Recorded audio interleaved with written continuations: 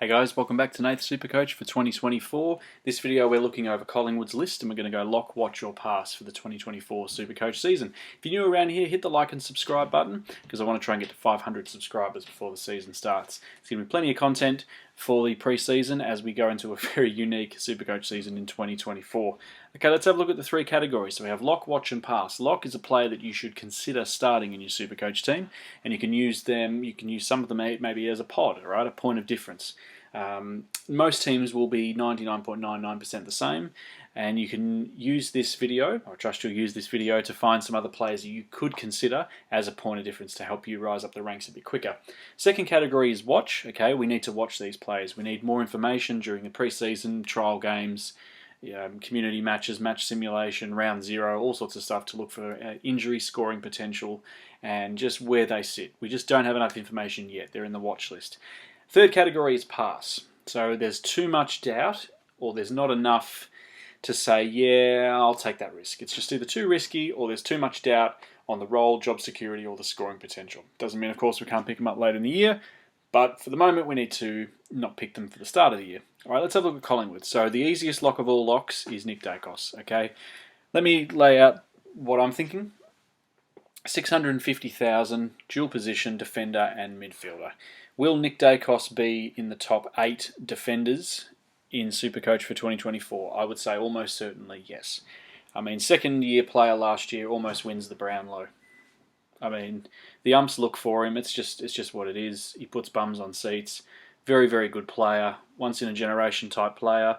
He's always near the footy. When the game's on the line, they try and get it in his hands. And that, again, that's for a third year player now. His third year now. I mean, I think you've got to start him. There's a bit of conjecture over whether people start him because of his bye, but I'm not sort of taking the buys as seriously as maybe other supercoaches might do. I think the buys, due to the fact that it's best 18, that's going to negate a lot of this excessive trading to pick this player for 2 weeks and then trade him out to bring the next player in when he has an easier run of games. I'm sort of like, I play the more traditional, do you think Nick Daicos or player X, player Y will finish in the top 8, 10 on their respective lines, and sort of think about it that way. You're bringing him in at the start so you don't have to restructure your whole team just to bring him in round 6 or round 7. So for me, Nick Daicos, easiest lock in the world. I'm going to pick him, I'm going to start him, he's probably going to be my D1. And depending on how the midfield go, I might swing him into the mids, or I may keep him at D1, or just not sure. But for 650,000, yes, it's a lot of money, but you get what you pay for. Super consistent and easiest lock for me. Watch list. All right, Finlay McRae, so Jack's brother or stepbrother, half brother, not sure. Anyway, he's related to Jack McRae somehow.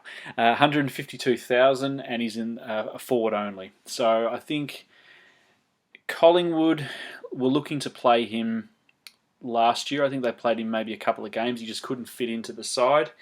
With Taylor Adams going, does that open a spot for McRae? Potentially. 152,000 rookie.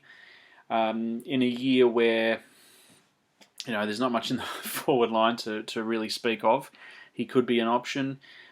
He could, for 152,000, if he's scoring sort of 50, 60 a game, you take that. He's a bit of a stepping stone to a further player. He's the only one I'm really watching so much. In terms of pass, I think De Goey, I've gone off him. 540,000.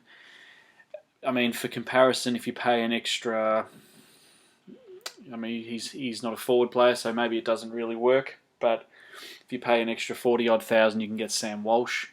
And I think De Goey is one of those players where when he's on, and all the flashy stuff, that's where champion data see him and his points just go through the roof. If there's any kind of lull, the only criticism I could put on his output sometimes is it's a bit inconsistent. You're sort of paying 540,000, you expect at least 90 each week for that price. That's the way I kind of look at it. Others may see it differently. But it's a case of if you're paying 540 grand for him, you don't want 72s and then 103 the next week and 85 the next and 110 the next and 67 the next. You get the point. So I'm going to pass on De Goey for the moment. Having said that, depending on how the forwards look this year, we don't have a lot. The other factor with De Goey, of course, the off-field issues and things like that. It's kind of, I put James Sicily in the same category. It's like he's probably going to get suspended maybe for a week here or there.